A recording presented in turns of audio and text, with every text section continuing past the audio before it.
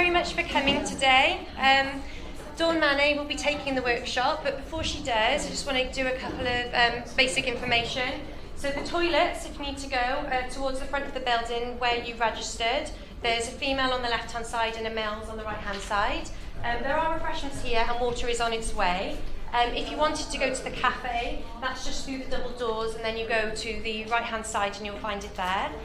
There will be a break at some point as well for you to go to the toilet. Exits are towards the front of the building should there be an emergency. And I think that's it from me. Oh, apart from, we will be filming some aspects of today. If you're happy to be filmed, it will be primarily the first two tables, and we will just be asking for you to fill in permission slips at the end. Apart from that, I will hand you over to Dawn. Thank you, Dawn. Okay, so good morning, everyone. Thank you for coming. I'll be doing the session with you this morning, thinking about how we can use creative methods with children and young people, both in research and in practice. Okay. I better just tell you. So I work here, just tell you something about myself, just introduce myself. I work here in the Morgan building, and I lecture mostly on psychology modules, but also in social work, children and childhood and PGC. And I also do research, mostly with children and young people, particularly marginalised groups, so children in poverty in the care system. Okay, and young mothers. So today I'll just be talking a little bit about children's voice and the move to get children more involved in decisions about their MANNAY research and children's rights. And then I'm going to talk a little bit about how the visuals become prominent in research with children and young people, and look at some participatory approaches. So go through some studies. Can you hear me at the back? No, you can't. Okay, just look.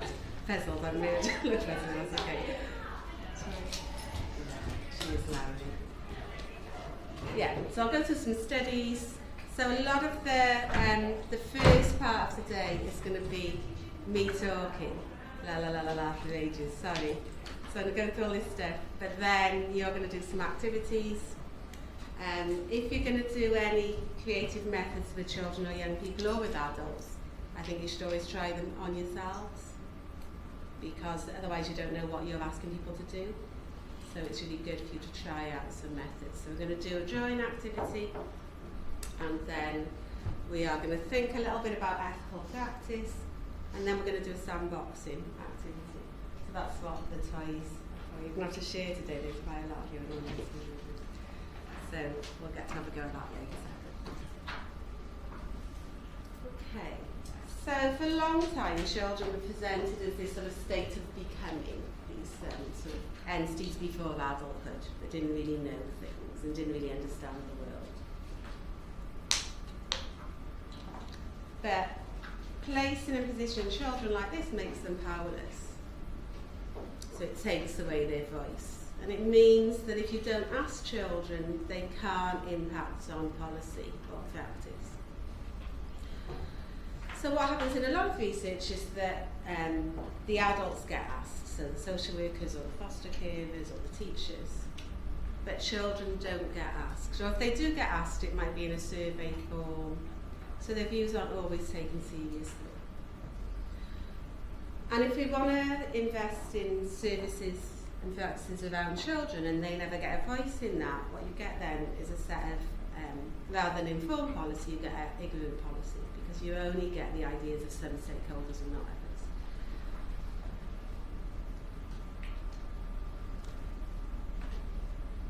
So with the United Nations Convention on the Rights of the Child, you have this shift. So ideologically you have this shift that children should be involved.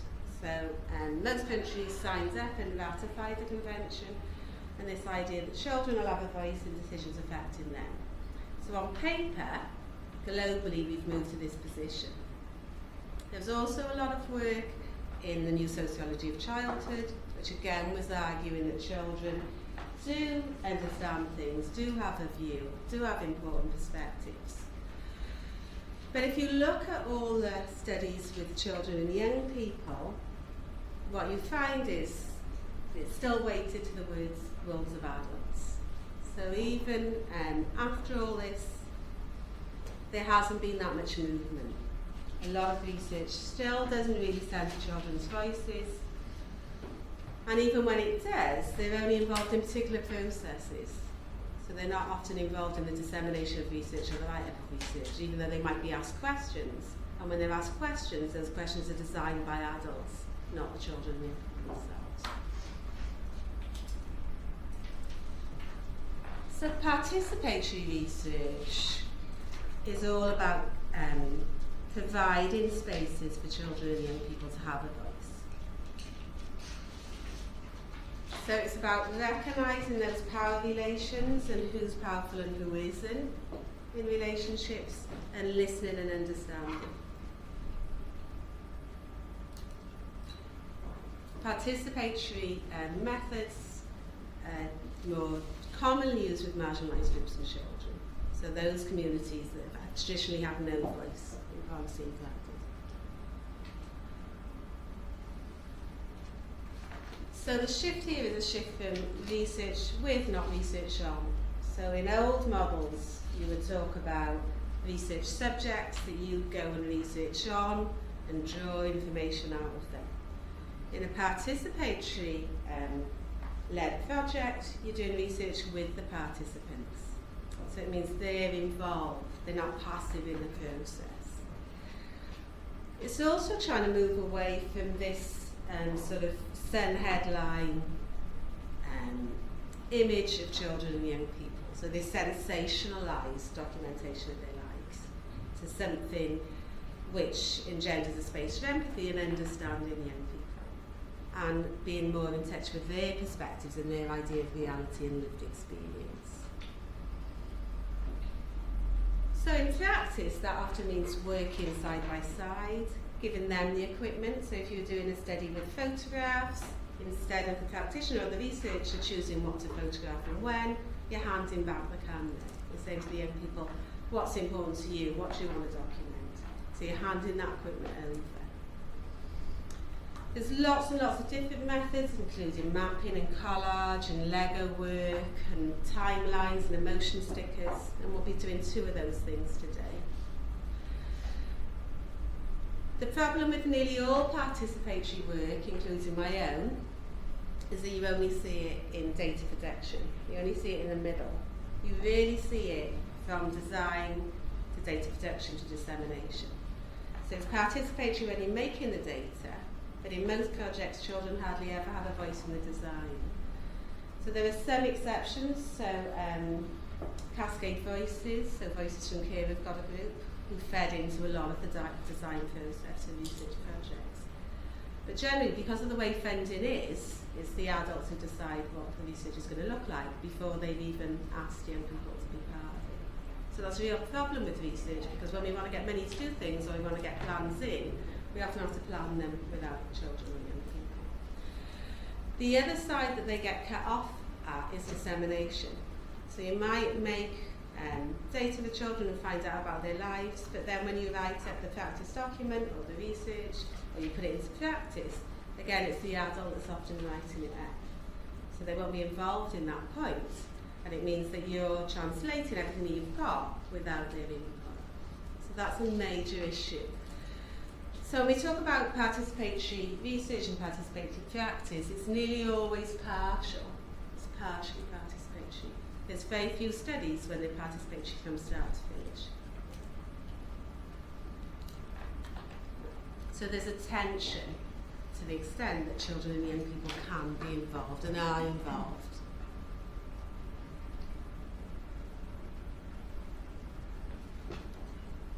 Visual research is often used in participatory settings. So there's sort of easy marriage. But if you use visual, it doesn't equal participatory. So I think some studies, when they've written up in some activities, people will say, yeah, it was participatory because we all did drawing, or we did plasticine, or we did Lego work. Just because you think something visual doesn't shift it into a participatory frame. So there's a lot more work involved, in making sure that it is working with children, not just taking something along so that it looks participatory. So there's a lot of visual work which is just tokenistic. So it's just taken along to look like you're involving children. But really they're not that involved. Also, if you don't give people choice, it's not very participatory. So when I did my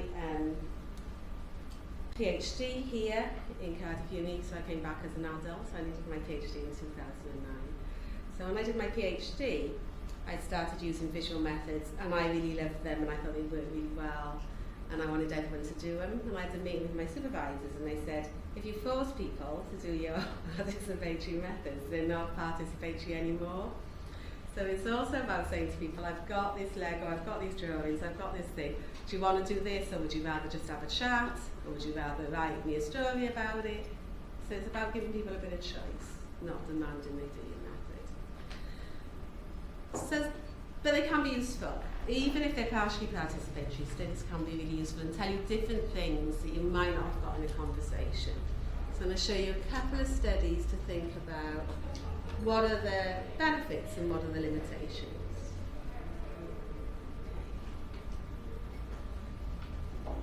So this study is part of some wider studies, and this picture refers to one of the studies that was engaging children. So they're trying to engage children who have to have multiple invasive forms of surgery because they wanted to improve their practice in the hospital. And they've done other studies and surveys with parents and with staff, but they wanted to really engage children and involve them, and quite young children. So what they asked children to do was do a series of drawings to communicate their experience. What's it like when you have to keep coming into hospital? What's it like when you have to keep having operations? And that's one of the images from their project. What they found when they introduced the drawing is that new things came out. So even though they've done lots of research in this area, asking parents and doctors and nursing staff, when they worked with the children and gave them time to draw and represent their experiences, they found new things and they could change their practice accordingly. So when the children had that space to draw, they had much longer narratives and conversations about what they'd made and brought up new issues. What was needed though was elicitation interviews, and that's also a really important point. They didn't just draw the pictures and someone went off and had a look and said, oh, that must mean that. They sat down for a long time and talked through. So generally when you're doing research methods, it's much better to have a conversation with the people who made them so you know what the creator meant. So there are some alternative ways to looking at data, particularly in psychology, when people will take it away and put the adult perspective on it and give an interpretation. But I find it much better if children and young people tell you what the picture means. And we'll talk about that more when you do activities.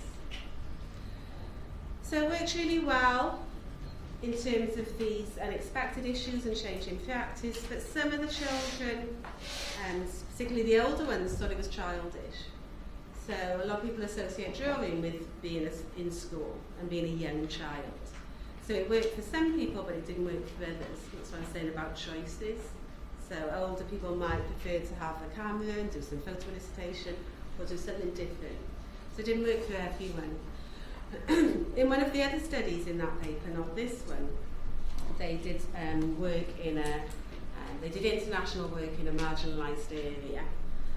And some of the children had permission to be in the research because it was school-based, some of them didn't have permission, and they'd taken paper and crayons, and then the researchers didn't know if the other children would be allowed them because they weren't signed up.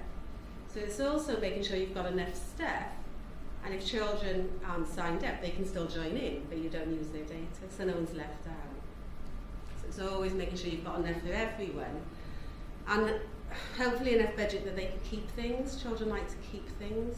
And we'll talk about a project later we did with the Fostering Network, and children in the research days made t-shirts that they could take home. They made bags that they could take home. When they did sandboxing, which we'll do later, they took Polaroid pictures of what they'd made so they could take it home.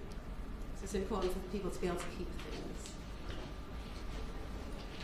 This is another study. This is about children who are living in a really marginalised area but got funded places in a school in an affluent area. So every day they'd make this journey between these two different worlds. So they'd move from where they lived, which was an area that had high levels of poverty, into this very affluent area where they went to school with other children who weren't like them. So they were interested in how children negotiated that hybrid identity from home to school, moving between these worlds. And they asked children to draw maps to explain the journey, and also to do photo elicitation and take photographs.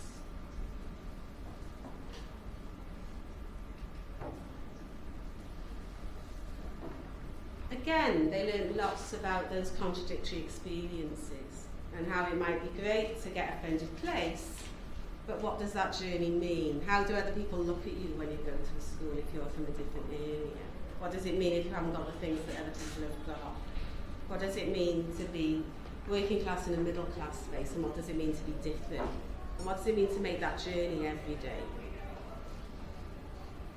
The problem with that they found was the direction. So they'd asked people to photograph their neighbourhoods as part of the study, and children interpreted that differently. So sometimes the neighbourhood was very fixed, and when they talked to them, they said where they actually play or where they actually go was someone else's neighbourhood. So when you ask children and young people to do it, the direction and the instructions you give can narrow what they produce. You've got to think really carefully and trial it with young people and get feedback from young people before doing the whole study.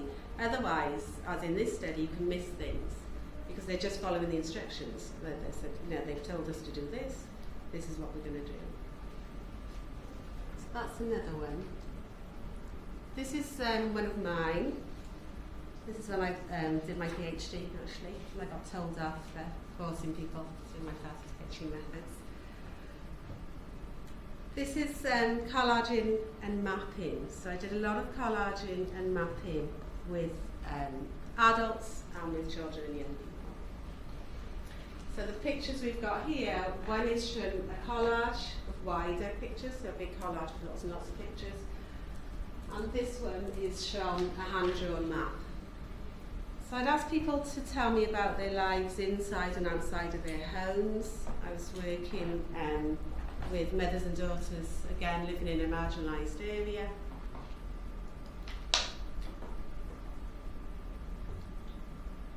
Because I was familiar with the area, I already had my own ideas. And this is an issue when we want to find things out, because we think we know. So if we live somewhere, we think we know all about it. If we've been working in practice for years, we think there's nothing we know. We think we've become familiar. So it's hard to do research then, and it's hard also for people to work with you because they think you know and they can't understand why you're asking them questions. So I wanted to leave it open. So I left it very open so that they could then lead the interview. So they made things, I met them, they talked to the pictures in the order they wanted to do. So in this picture of the prison, that was a young girl who was about 14, and she said she was flicking through magazines, which is quite a nice way to do it. If you get people to make collages and they just get images from Google, it's very quick, because they type it in, get the image, type it in, get the image. If you use magazines, you can find other pictures. So I wasn't looking, when I talked to her, I wasn't looking for a picture of a prison. But when I saw this picture, I realised what a prisoner I am in my own home. So she wasn't looking for that. But the picture triggered that thought. And that's not to say she doesn't know. She probably does feel like that. But you're so busy getting on with your own life, you don't have time to reflect. So we had a long conversation about how her brothers were allowed out, but she wasn't, and she was kept in a lot, and she was ferried to school and ferried back. So she was this sort of literal prisoner. The other pictures from a mother in the study, and here you've got, she had two daughters, so she'd drawn them, one slightly younger than the other. So when I looked at the picture, I just thought they were drawn like that because one's slightly younger. When I spoke to the mother, she said, when I started drawing my daughters, I realised how much this daughter pushes the other one into the background, and that's why I aligned them like that. And when I drew the picture, I started to think about how this needs to change. So again, she'll know this, but you're busy, so you sort of don't know. But the drawing made her really reflect on what does go on in my house, what does go on in my life, and how can I change those things. So I think collaging and mapping are really good for making us change, the familiar change for both the researcher and the participant. So when people were drawing things, it opens up different worlds that I didn't know about and wouldn't have asked about. So if I'd have gone in with a list of questions, I wouldn't have asked those types, and I wouldn't have had that information back. And it makes a familiar change for participants because there's defamiliarisation, they've got time to think. So in this study, people made things over a number of weeks. We'll be doing things today very quickly because it's a workshop. So they have time to think about it, they have time to reflect. It's not ideal though, so a lot of adults don't like to draw. So some people I was working with, I'd phone and say, have you done your drawing? And they'd say, no, phone me back next week, phone me back next week, phone me back next week. They didn't want to draw. They don't want to draw. They don't want me seeing their drawings. It's embarrassing, which is why I'm getting you to draw later. It's embarrassing as an adult often to draw. You don't want people to see your pictures. It makes you feel inadequate. Where the younger children couldn't wait, so I'd give them all this stuff and they'd be like phoning, come back, we've done it. And it would all be done with all stars and glitter. It's amazing. I'm so good at drawing. But you sort of lose that confidence as an adult. Collaging also, it's really nice if people can use magazines and serial boxes. I think it's easier than the internet. But you've also got to think about materials. So we might think, oh yeah, everyone's got pens and paper, but everyone hasn't got pens and paper. So it's about providing the pads, providing the glue, providing the scissors, providing the paper, providing some magazines, providing some resources. Because otherwise, they might not be able to take part, and no one wants to say, we haven't got scissors, we haven't got glue. This is collaging and mapping again, just to make a different point, really. So, there are tensions with this work. So, if you're going to ask children and young people to make things, do you make them with them? Do you do it in situ? Do you give them stuff and they go away? And there's pros and cons to both ways of doing it. So in the same study I was talking about earlier, that's a lovely little map that's a young girl drew me. I think she was about 8 or 9 then. So she's got things that she thinks are important in her life. So she's got the shop and school, and ice skating, she's got her friends, other friends. And it's only a really little simple map, because she'd drawn it herself and she was really engaged with it, we had a really long conversation. So even though it doesn't look like much, that's like an hour of talk, and she's telling me all these things she does and all these things that are important to her. In the second stage of the research, I wanted them to think about who they want to be in the future. When I was talking to the family, the girl's stepdad wanted to be in the study. So he said, can I be in the study? And I said, well, I'm just doing mothers and daughters, so it'll be a bit, I should have just said, yeah, I'll just do an interview, it's fine. I want to be in the study, I can't be in the study. Okay, so that was fine. So then when I met his daughter again, and she brought something, she brought this totally different thing, which wasn't about what she wanted to be in the future, so it was sort of the wrong question. And it had been all done on the computer and lots of images and all sort of taglines which she couldn't have possibly made. And then when we tried to do the interview and we got to this picture, she said, I like nice cars, I don't even like Top Gear. So he'd taken over, so he'd made a representation of his daughter's life that she'd had no input. And the interview was nothing to say because she wasn't invested in the images that were in there. And it was a very sanitised image of what would a perfect family look like, what's ideal, what's the ideal daughter, what's the ideal family. And then he later tried to make his wife's products. So there's also this guardian about what information goes out and what my family control. So there are tensions about who steps in when the researcher steps out. So if you ask people to make things at home, who else might be there and how might that impact on what's made? And that's your adults and children. So if people make things at home, It's also important to maybe talk to them about what they left out of the picture. So even in this little map, I know that for this little girl, that they probably would have been another little line to her dad's house, because her dad gets her every weekend and they've got quite a close relationship, but there's no dad's house. And maybe there's no dad's house because she doesn't want to put that in to the image. It's missing. Or maybe she just forgot, I don't know. But you can ask if things are missing. On the other hand, if people make things at home, even though you might get family members stepping in, it can tell you something else about the family setup. Because people don't live in isolation, so it might affect the day-to-day produce, but then it can also tell you more about the family.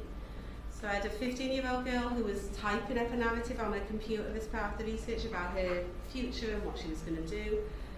And she went downstairs and her brother went in and went on a laptop and typed in a couple of extra sentences that she left in about how he'll be there and they'll be chilling in the house. So that's an interference, but it tells me something about the sibling relationship. So there are pros and cons, and it's something to really carefully think about when you do research. It's also something to talk to your participants about what they include, and so that they're aware that other people might see what they write.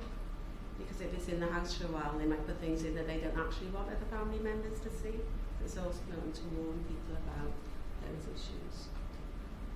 Okay, I'm just going to show you a video now, which Hannah, Max and John, I think, have done. And this is quite a nice study because it is actually fully participatory. It's unusual. So the children and young people are involved in the design of the research from the start.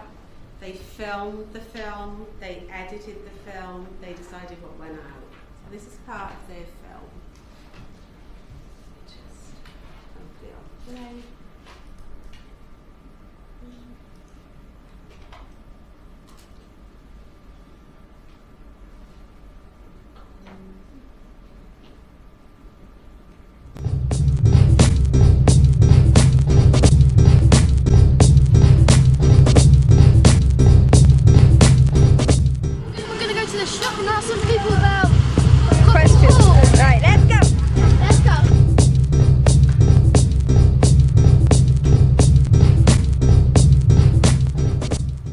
I think Coffee Hall's a really nice place to live. Coffee Hall's alright, yeah, it's very nice. Where do you prefer, like where we used to live, down Devon or up here? Probably up here. Well, I think it's a friendly place. Everybody, you have your ups and downs, you have your good ones, you have your bad ones, but where I live, it's peaceful.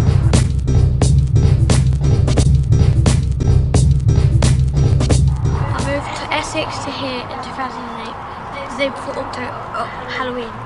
Was it easy making new friends, like next door neighbours on that, across the road? Yes, it's very easy. Everyone's been very nice to us. I moved here in 1978. Was it quite easy making new friends, or was it quite hard? Yeah. It's a lot different now though.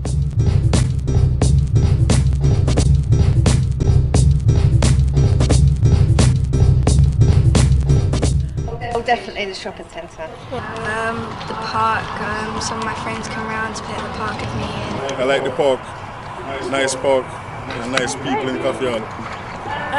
Play with the new kids on my street and just play at the park I think it used to be better, so it's all right now, and they've got better parks now. So. What's your favourite park? The one over there, the one yeah. I like parks and the youth centres that they have for like young people. What else do you like about Coffee Hall? All like the actual coffee place, like the scenes and stuff. What do you like about Coffee Hall? I like the people, the young people, the parks, youth clubs, Choose, the internet cafe, all the different projects going on. It's very vibrant. What do you like about Coffee Hall? You guys! What do you like about Coffee Hall? What do you like about Coffee Hall? What do I like about Coffee Hall? Everything. Anyone else? What do you like about Coffee Hall? Everything. What do you like about Coffee Hall? Everything.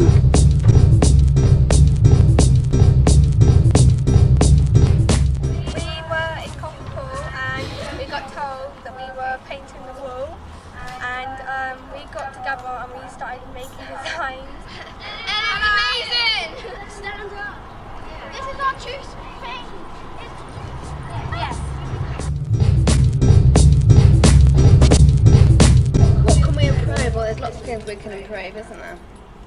Like a lot more activities for you in the holidays. There's a lot going on now compared to what we used to have. Most of the other things have to do with the council improvements, nothing to do with what Coffee Hall itself. Right then. Every estate has room for improvement, and that's what we are doing. And if you go around there, the cafe's open and you see loads of other Coffee Hall people sitting in the cafe. And since we've got our new cafe in Coffee Hall, we're really like becoming more together because we've got somewhere that we can come and eat and chat, have a nice cup of tea together and have ideas about what we'd like for the estate. So we fundraise for the park, so all our kids who come to the cafe all go up to the park. So it's coming together, Coffee Hall's coming together. Coffee Hall! Coffee Hall!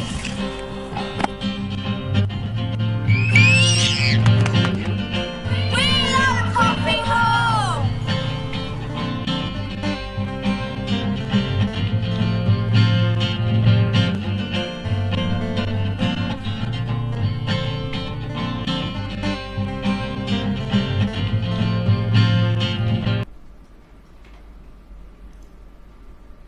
Okay, so that film was made again in a marginalised area in Milton Keynes, and Helen and Janet wanted to work with children and young people to think about what they think about where they lived.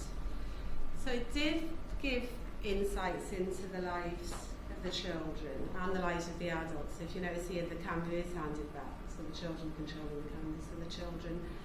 But again, that involves funding or training, so you've got to have the skills to train in with yourself or get someone in, so they train them to film, they train them to edit film. So there's a lot of investment when you want to move to this full participation. What they noticed with the children though, children like everyone else recognise that their area is stigmatised in the wider media, so there was a huge push to put a positive spin on. So some things were filmed and some things weren't filmed, because the children also know that people are going to watch this and they want particular messages. It was really good because it did involve children in the whole process. So it's unusual. There's only a real handful of studies that do this from start to finish, and this is one that does it.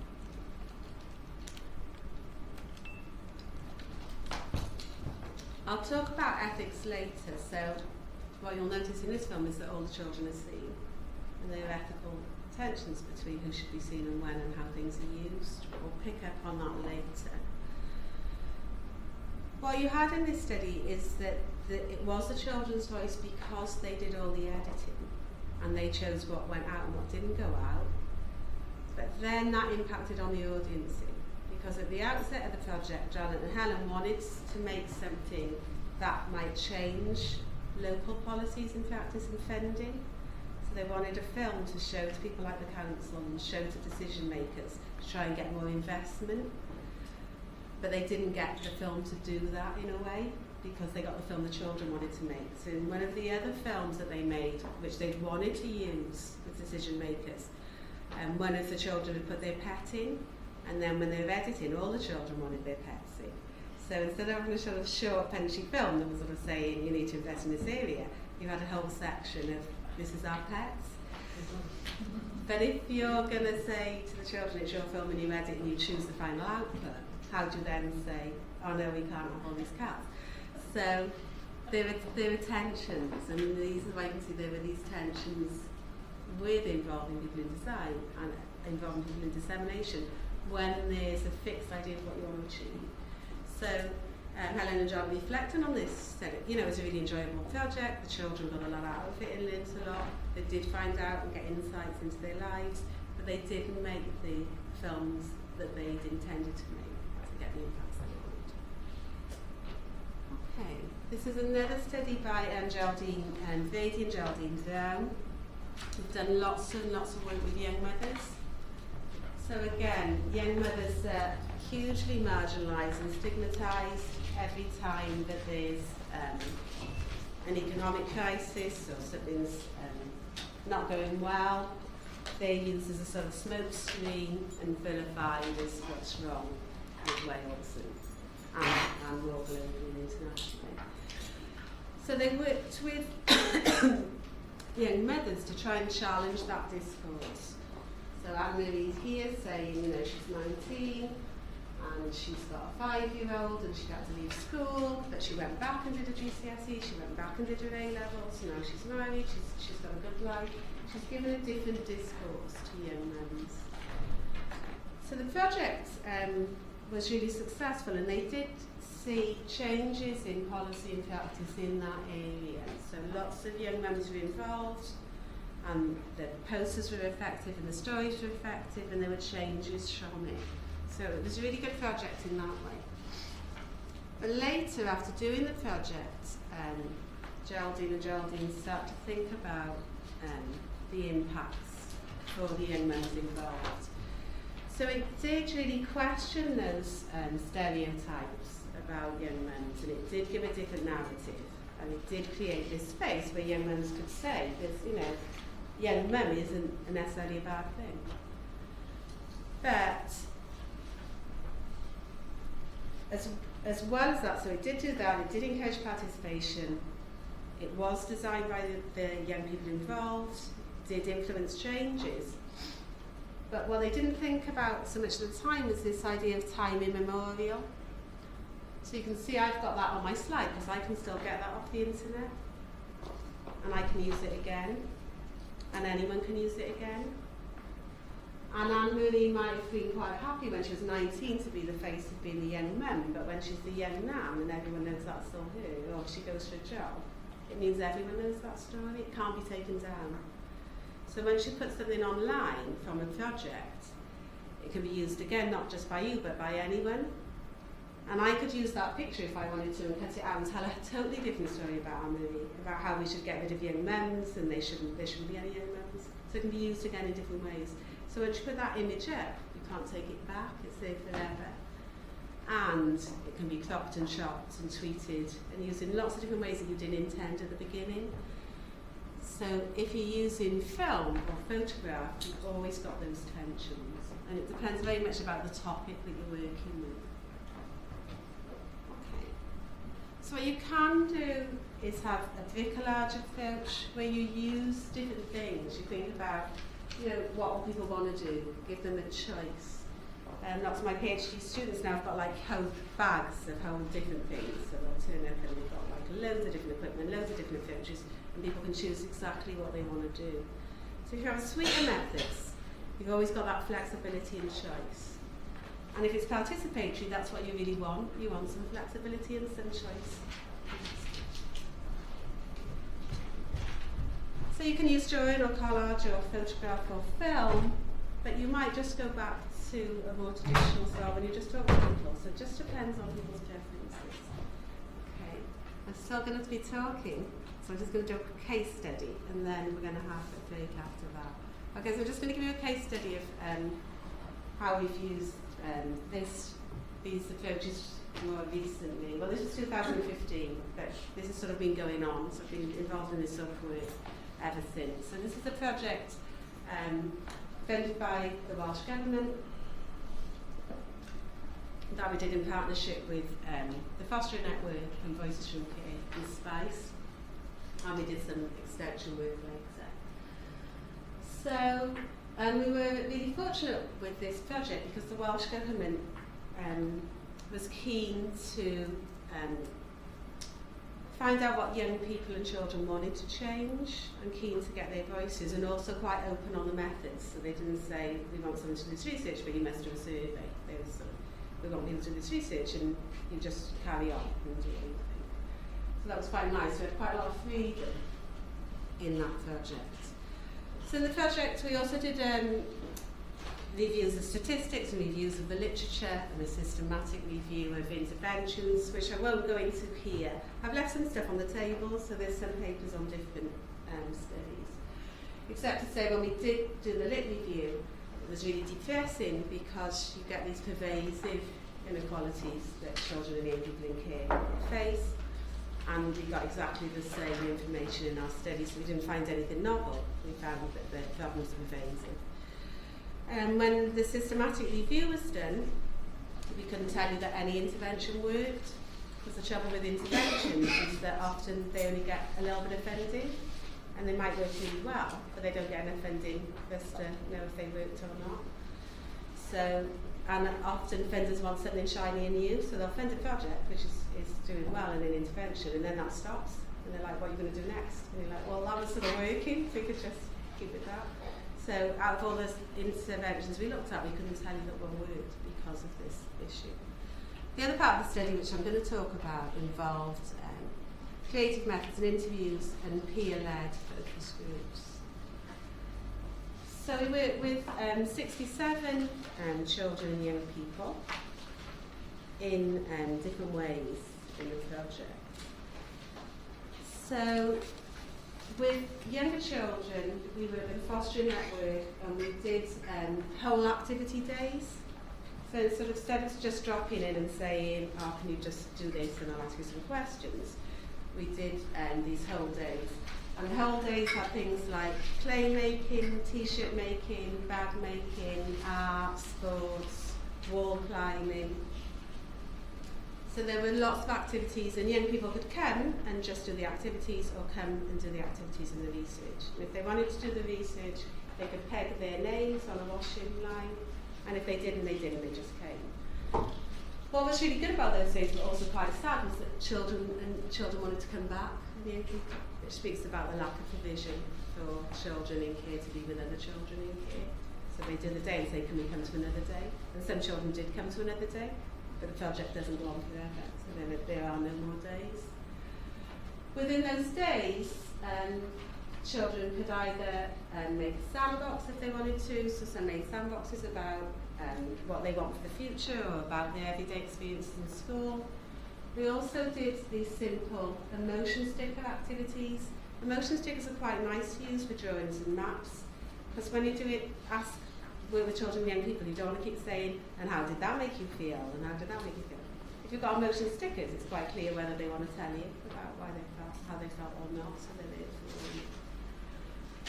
So those were the methods with children in primary school and secondary school, and we also worked with some peer leaders and older young people.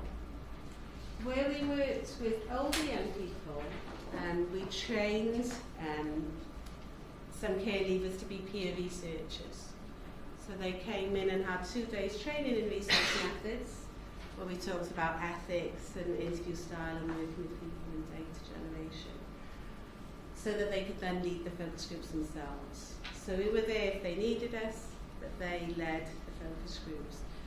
And again, that's useful because they've got that experience, so they've got that care experience, and then they're working with people like them in the groups. So I wanted to move away from the sort of social work or traditional sort of interview when it's just question and answer. So we didn't want young people to feel like, that it was that sort of setting, because they've been in those sort of settings before, and often those sort of settings inform decisions about their lives. So we wanted to try and make it different. But some people did interviews. Some people said, I'm not doing any of that. Clear sandboxes away. But it was quite a nice space. We had bean baths and we had different rooms. It wasn't this sort of sitting across the desk interview.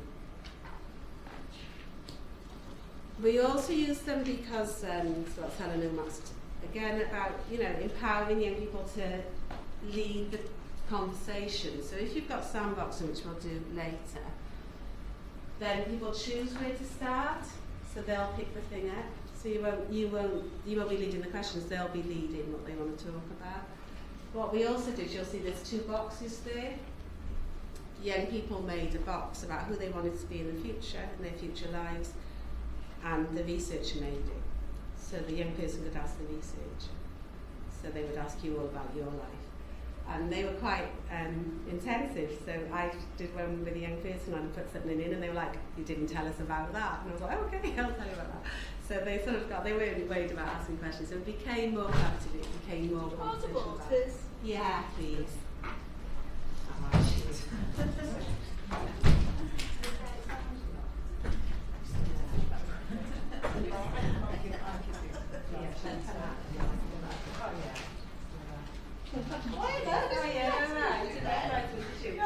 Yeah, I didn't recognise me in a skirt and shirt, did you? Looking a bit harsh. Oh yeah, do you want to go to okay, thank you. Yeah, so that's another thing to think about. Do you ask people to make things, or do you make them as well? Can they interview you and you're happy with that? So that's another approach. With it being peer-led, I think that was really important to involve people in designing the questions and being there. And we changed the focus groups because of the peer researchers. Because peer researchers would say, this isn't working. So, and you think, no, it's not really, is this? So they'd feed back and say, that question's not going to work, we need to change that. It was also important in relation to finding familiarity, which we were talking about earlier, because obviously we've done a lot of reading around the education of children and young people in care, so we had our own ideas. We wanted to shift away and think about what their perspectives were. And I think the methods really produced rich data. One of the things that came up in there was around aspirations. There's some aspects of the literature that say that they don't have high enough aspirations and we just need role models, but none of the children and young people we work with lacked aspiration. That wasn't the issue. The issue was often what happened later to cool down or kill off those aspirations. All of the young people wanted to be doctors or nurses or dolphin trainers or DJs or spacemen. There wasn't any limit on their aspirations. I think, but I can't, because I didn't have a different group who weren't in care, so I can't say this is true, but I think that they were also more altruistic, particularly the older young people. So lots of the older young people said that they wanted to work with children in care, or they wanted to work in a caring profession because they knew what it felt like. And even the younger children, a lot of them, again, caring professions. So one little boy said, I want to be in the army so that when places are at war and families are getting split up, I can help put them back together. So there was a lot of these altruistic responses. They also talked about key people who can make a massive difference in their life, be that the teacher or the social worker or the youth worker or the foster carer. So that often they talk about that one person, the one person that put belief in me, the one person that made that change. They also talked a lot about experiences of being different and not wanting to have that label. They talked a lot about being labelled. So once you go into care, before you went into care, you were Janet, and you were good at netball, but you weren't so good at science. But as soon as you go into care, you're just the care child. And they said it's as if all that falls away. Everything you were before falls away, and you become that looked after child. Experience of being visible was really, really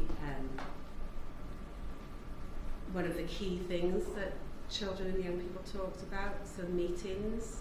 So we did the lit review. It says time and time again, don't take children out of active classes and don't say it's your social worker. But young people are still saying that people are coming in and saying, Lowry, social worker's your love, come on, out you come. So it's embarrassing. You sat there with everyone else. You've got to go to a meeting. You've got to come back and people are asking you questions again. So most of the older young people in the sample all talked about this idea of being made visible. So not only being taken out of active classes, but having meetings held where they're in the sort of porter cabins in secondary school and everyone's sticking their tongue out on the window and looking at the windows. So visibility, key issue. But an issue that's not a new issue. This is important as well because these meetings are supposed to be participatory. That's the idea. So the idea of the meeting is that it gives young people a voice. and it's responding to all the things we talked about earlier with the United Nations Convention on the Child, and children should have a voice on decisions that affect them. But they don't have to go, and some people would prefer to feed back to a key adult or not sat in school surrounded by adults. Often they don't feel they have a voice at all. Some do, some share their own meetings, and some meetings are successful. But often they're not, and often they don't get a voice and they're pulled out of school. The other massive issue in this is experience of conflict, particularly when people have been fostered sort of out of county. So they went into foster care in one place and then they go to another place. So they said in these meetings people argue about who's going to pay for their clothes or who's going to pay for their breastfeed, and they just feel like nothing because they're on these sides. And again, that's not a participatory space when a child's got voice. So participation isn't just about research, but it's also about practice. And is it a tokenistic idea that children get a voice because they're sat there, or are they really getting a voice? And how difficult is it to have a voice if you're surrounded by adults in a space that you don't want to have the meeting in? And another key issue to come up was this idea of being let off and let down. And often this is done with good intentions. So people talked a lot about going into care and being moved down sets and not being able to do their GCSEs, or being told that they don't have to do their homework because everyone understands they've got issues.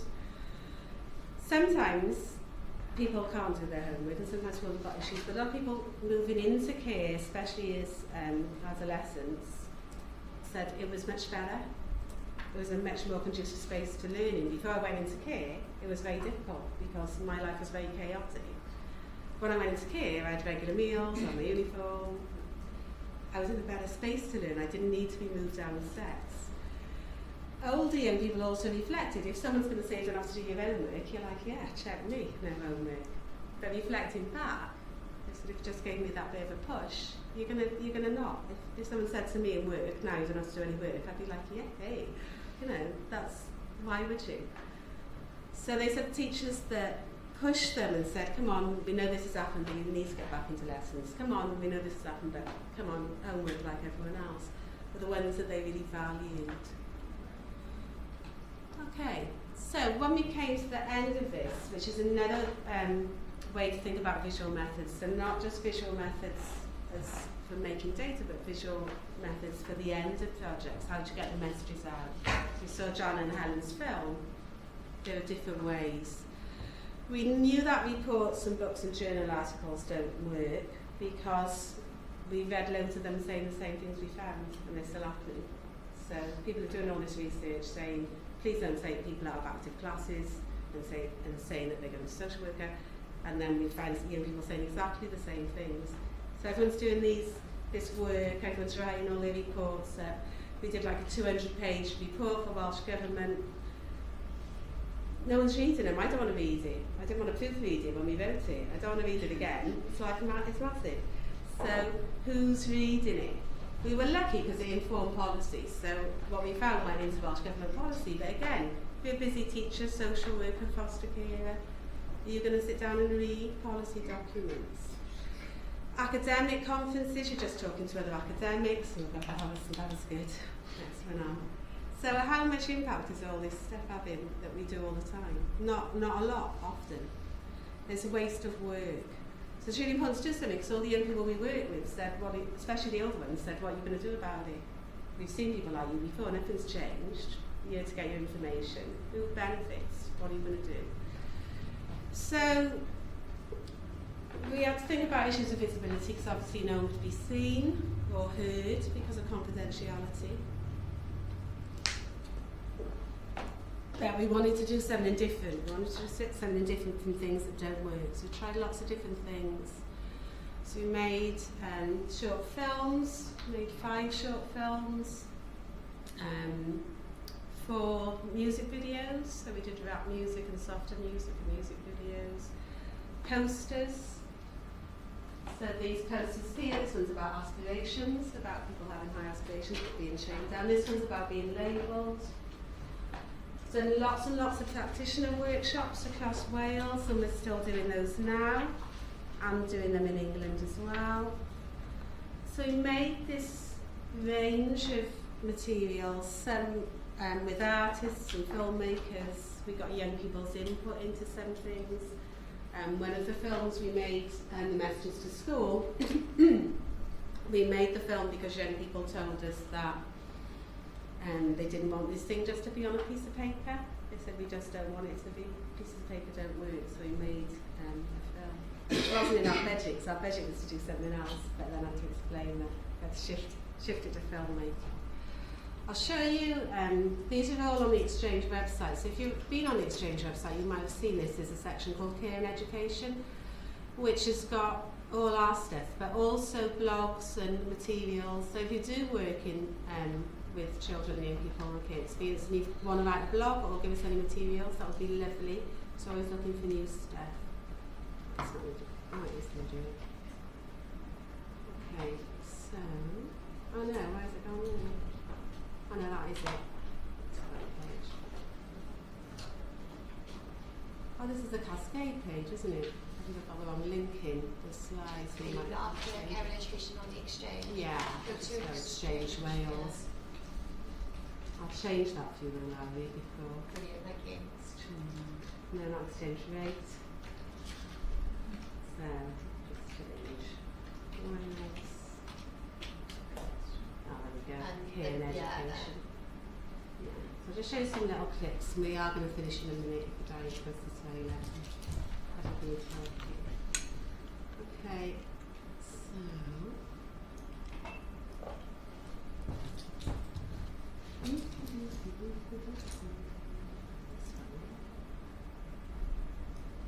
so all these are freely available. The other thing that we did, PDFs I've got some magazines on the tables which we made for foster carers to engage them with the research. We also did one for young people with the Foster Network, which we haven't got any left because they're so popular. The other thing I think to note with these, before I show you some stuff, is that it's really important who you work with. So organisations that worked with marginalised young people previously and had a track record, and that were easier to work with than some other organisations. And when we made these films, they were great. So, you know, technically they made beautiful films and they were lovely to work with. But there were some tensions. So they do a lot of sort of BBC work, and we had to train school children and young people to be the voice actors because we couldn't have the participants' voices. So their team were really wanted to have people who spoke and received financiation, so in like the Queen's English, because that would sound better. And we were like, no, we want to. They didn't want to back me in because I'm probably going to bounce back. They were like, no, get to the back of the room, you're not getting on that. So you've got those tensions. But I think if you work with filmmakers, which we did then when we made Messages to Schools, we've worked with a lot of young people, you get a different sort of. So there are tensions. There are also tensions with the artists.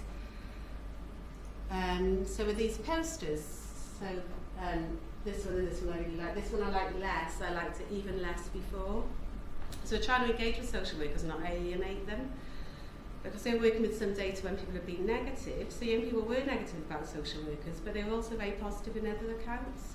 But the first picture made the social workers look like demons, like evil demons. So I was like, we can't use that, that's not the... And the artist was saying, well, I'm representing what the young people said in this account. And I was like, yeah, I know what you're about. So you do, there are tensions, you've got to think about who you work with. Okay, so I'll just show you some little clips.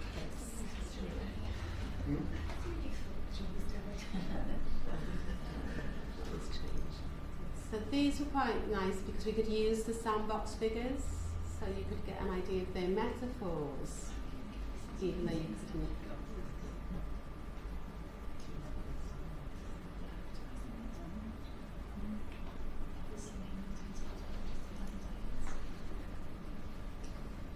If you moved out of the county, then one county will argue with the other county about who pays for transport, who pays for schooling, who pays for food, who pays for everything that has something to do with your education. Council is just like, no, that's your problem, no, that's your problem, palming young people off, sort of thing, and it's just really unpleasant. You know, it shouldn't have to be, oh, you're paying for it, you're paying for it, you know? It's a child, it's a human being. you can see that's sort of different from the report when you're using that. I think it has a different sort of impact. The messages to schools was nice. This is the one we did with a company called MANNAY. Overall, children and young people who have been in care tend to gain less qualifications and have a less positive time at school. But this doesn't have to be the case. We are aspirational, and with the right support, we can achieve. There are some simple things that schools could do to help us. These are our messages to schools. Just because we're looked after doesn't mean we feel any different to other students. We just live with other people. We want to be treated the same as everyone else, not made to feel different or made to stand out. But too often, they say they won't treat us different when they do. Don't draw attention by singling us out in class. We don't want to be taken out of lessons for meetings or have meetings where others can see. Respect people's privacy. Meetings about care should not take place in school hours. My school time is my learning time. So again, it's just getting those messages out in simple, quick ways that people can take on and take it. I'll just show you one more different thing, just a short clip of it, just to show the sort of range of things that you can use. So this is another one. So different things work for different people in different groups.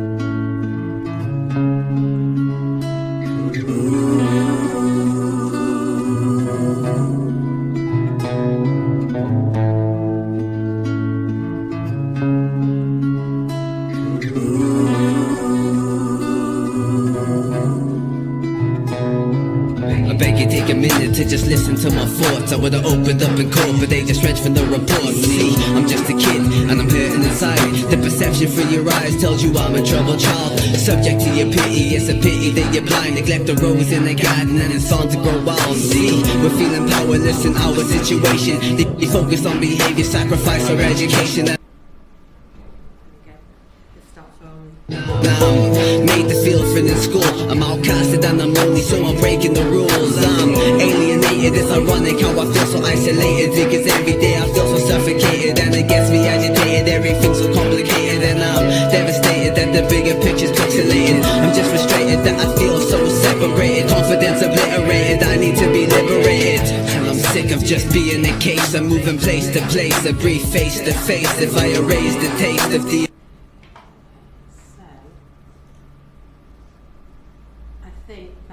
visual can be useful to get messages out. So if you're working with epilepsy young people and they've got things that you want to get out, it's moving beyond the inertia of the sort of report or the text base and thinking about what can work and thinking about who to work with to do that. So we did these things to try and sort of move beyond that criticism that most research has absolutely no impact on the communities you work with, which it doesn't. Most research doesn't have any impact. So, we've done lots of practitioner workshops.